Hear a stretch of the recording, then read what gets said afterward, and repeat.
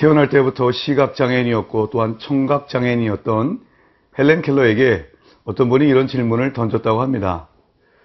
태어날 때부터 앞을 보지 못하는 것보다 더 불행한 것이 있다면 무엇입니까? 이 질문을 받은 헬렌 켈러가 이렇게 답했다고 합니다. 시력은 있지만 비전이 없는 것입니다.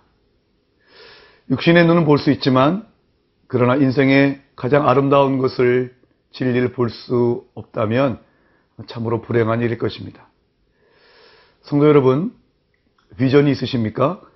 나의 야망을 이루기 위한 그런 꿈이 아닌 하나님께서 보여주신 아름다운 비전, 그 비전을 갖고 살아계십니까? 오늘 우리는 2000년 전 돌밖에 없었던 한 섬에서 하나님이 보여주셨던 하늘의 비전을 보았던 한 사람을 보게 됩니다. 그 사람이 보았던 비전을 우리 가슴에 품는 마음으로 하나님의 말씀을 묵상해 보도록 하겠습니다.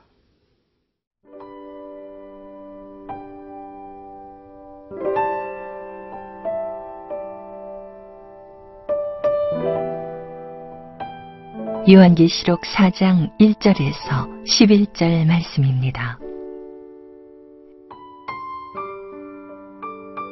이 일 후에 내가 보니 하늘에 열린 문이 있는데 내가 들은 바 처음에 내게 말하던 나팔 소리 같은 그 음성이 이르되 이리로 올라오라.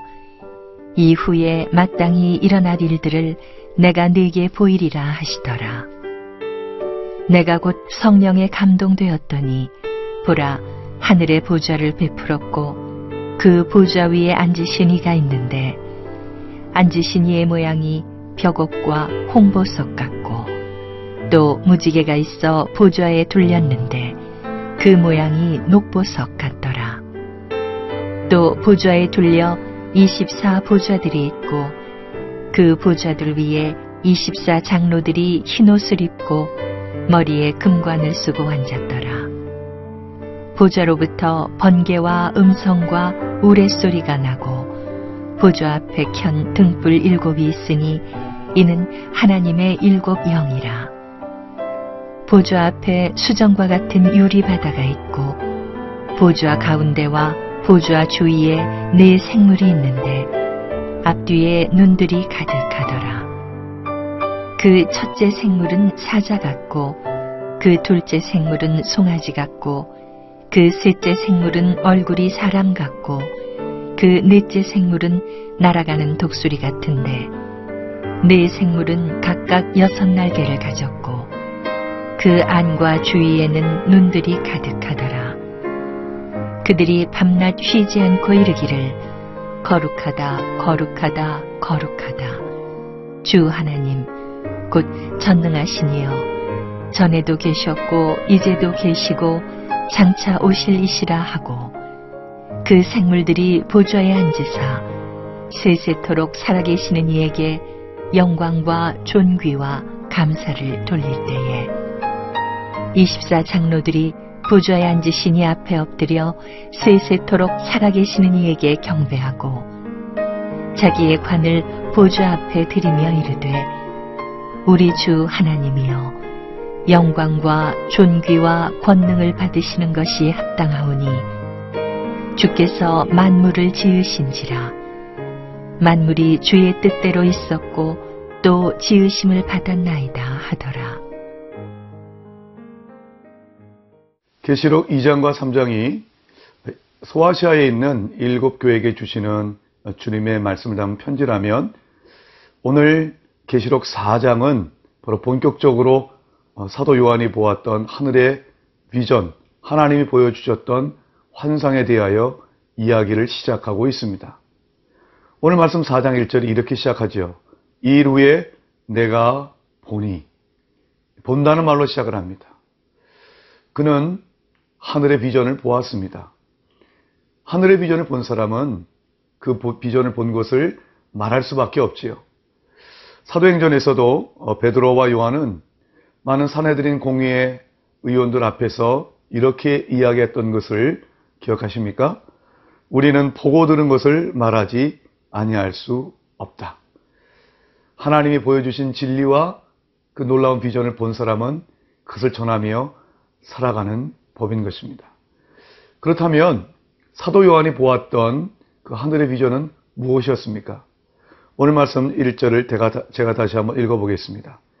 이 일 후에 내가 보니 하늘에 열린 문이 있는데 내가 들은 바 처음에 내게 말하던 나팔 소리 같은 그 음성이 이르되 이리로 올라오라. 이후에 마땅히 일어날 일들을 내가 내게 보이리라 하시더라. 먼저 요한이 보았던 것은 열린 문이었습니다. 이 문은 하늘 저편의 세계와 이 땅의 세계를 마치 경계선처럼 가르는 그런 역할을 합니다. 그 문이 열려졌다는 것입니다. 그런데 원어의 시제를 가만히 보면 이 열렸다라고 하는 것은 이미 열려져 있는 상태를 가리킵니다. 언제 그 문이, 저 하늘의 놀라운 비전을 볼 수 있는 그 문이 열렸을까요? 저는 이 말씀을 묵상하면서 예수님께서 세례를 받고 나오셨을 때의 그 상황을 생각해 봅니다. 마태복음, 마가복음, 누가복음을 보면 예수님이 세례를 받고 올라오셨을 때에 하늘이 열렸다고 했습니다. 마가복음 같은 경우는 하늘이 갈라졌다고 했습니다. 그 갈라진, 열려진 하늘을 통하여 성령이 임하시고 하늘의 음성이 들려졌습니다. 그것은 이 땅에 마지막으로 하나님께서 주시는 궁극적인 계시를 뜻하는 것입니다. 이제 우리는 예수 그리스도를 통하여서 저 하늘의 진리를 그리고 하나님의 계시를 보고 들을 수 있습니다. 이 아름다운 축복이 여러분 가운데 있기를 원합니다. 사실상 사도 요한이 보았던 열린 문 뒤에 있었던 모든 일들은 그 환상을 보여주시는 주님이 말씀하시길 이후에 마땅히 일어날 일들이라고 말씀하십니다. 즉 4장부터 요한계시록 22장까지 모든 그가 볼 환상들은 앞으로 주께서 이 역사 가운데 이루실 일들이라는 것을 보여주고 있습니다. 그 일들은 마땅히 일어나는 것입니다. 왜냐하면 주님의 뜻이기 때문입니다. 주님의 뜻은 이 역사 가운데에 반드시 일어나게 될 것입니다. 오늘 또한 사도 요한이 보았던 아름다운 그의 환상은 무엇인가 하면 2절 보니까 이런 말씀이 있습니다. 내가 곧 성령에 감동되었더니 보라 하늘의 보좌를 베풀었고 그 보좌 위에 앉으신 이가 있는데, 그가 열린 문 뒤로 보았던 첫 번째 환상은 보좌였습니다. 하늘의 보좌였습니다. 이 요한계시록에서 이 보좌라는 단어는 매우 중요합니다. 이 보좌라는 것은 바로 왕이 앉는 것이지요. 이 땅에 많은 왕이 있지만 그러나 진정한 왕이신 하나님, 그 하나님이 앉아 계신 보좌를 그가 보았던 것입니다. 그리고 그 보좌에 앉으신 분에 대해서 오늘 말씀이 이렇게 얘기합니다. 앉으신 이의 모양이 벽옥과 홍보석 같고 또 무지개가 있어 보좌에 둘렸는데 그 모양이 녹보석 같더라. 보좌에 앉으신 하나님의 모습을 여러 이 보물들의 모습으로 이야기를 합니다. 벽옥, 즉 푸른 구슬, 홍보석, 붉은 빛이 나는 구슬입니다. 그리고 녹보석, 즉 우리가 흔히 말하는 에메랄드입니다. 이러한 여러 가지 보석은 바로 주님이 얼마나 아름답고 영광스러우신 분인가를 우리에게 보여주고 있습니다.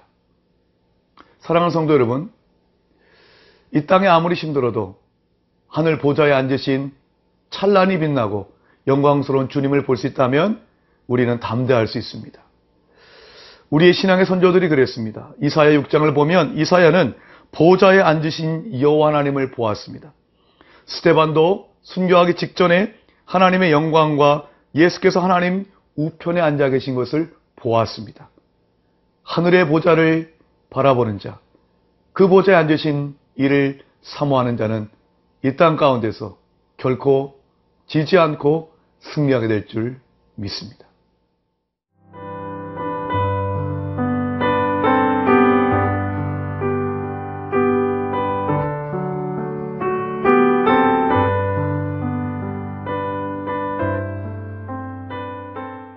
하늘 보좌에 앉으신 하나님을 보았던 사도 요한은 계속해서 하나님이 보여주신 환상을 보게 됩니다.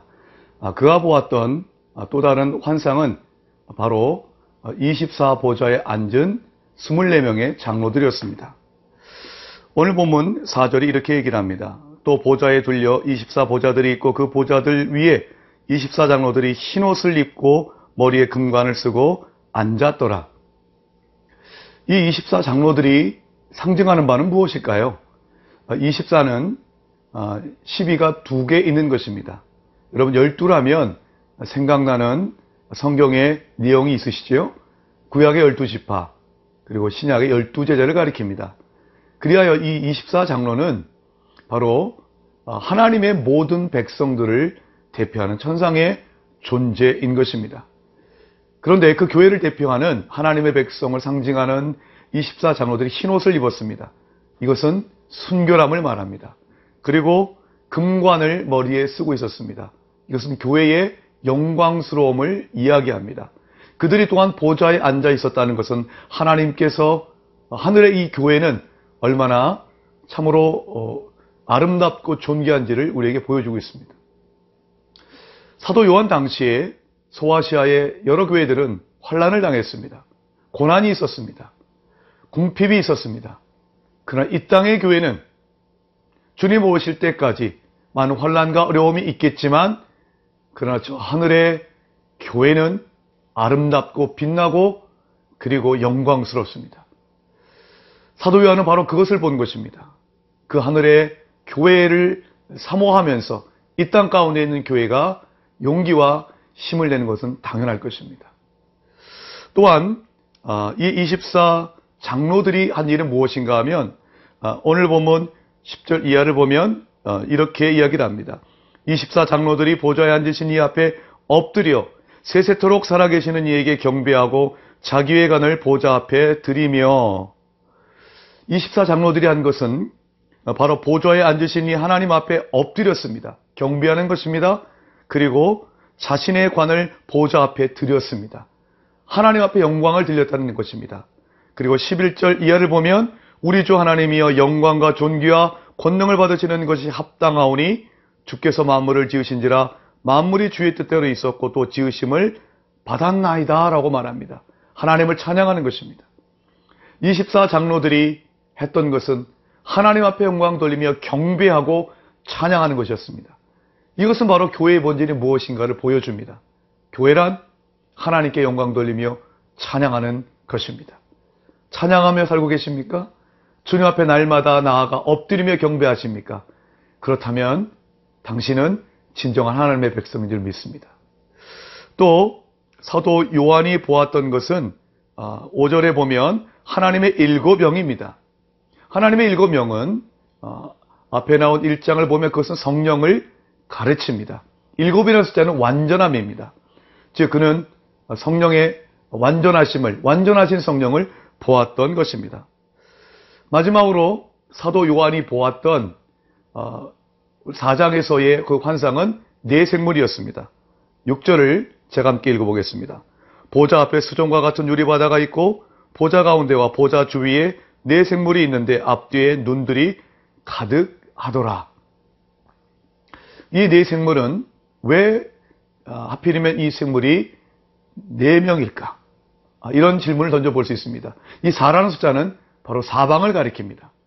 그리고 이 네 생물이 눈이 가득했다라고 하는 것은 동서남북 이 네 생물이 그 어떤 것도 보지 않는 것이 없다라고 하는 것입니다. 이것은 바로 세상을 감찰하시는 하나님을 우리에게 일컬어 주는 것이지요. 그 네 생물이 하는 일은 무엇이었습니까? 8절을 보니까 이렇게 얘기를 합니다. 네 생물은 각각 6날개를 가졌고 그 안과 주위에는 눈들이 가득하더라.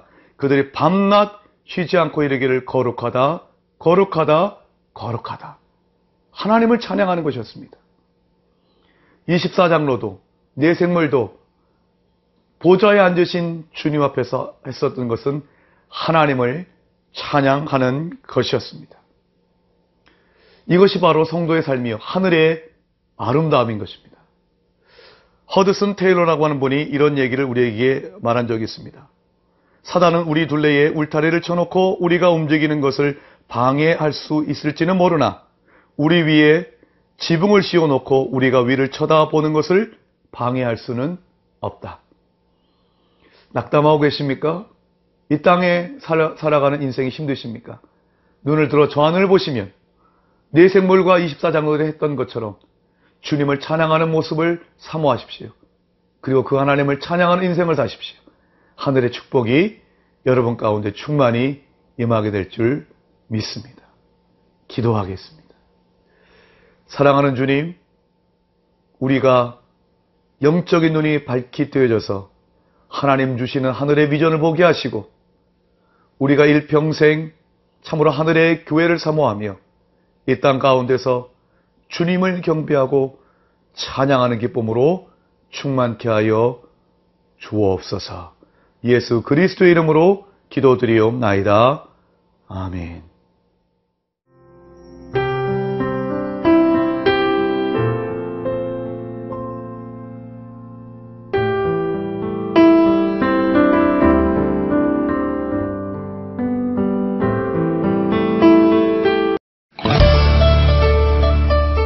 제1회 CGNTV 생명의 삶 큐티 간증수기 공모전.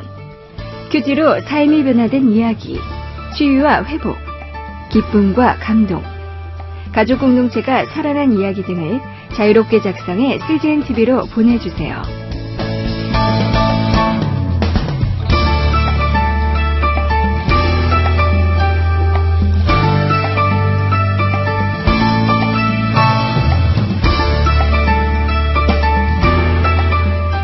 큐티 간증 수기는 우편이나 메일 주소로 보내실 수 있습니다.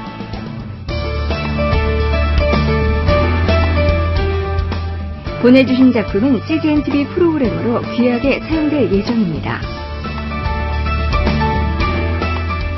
당선되신 분들께는 소정의 상품들이 준비되어 있습니다.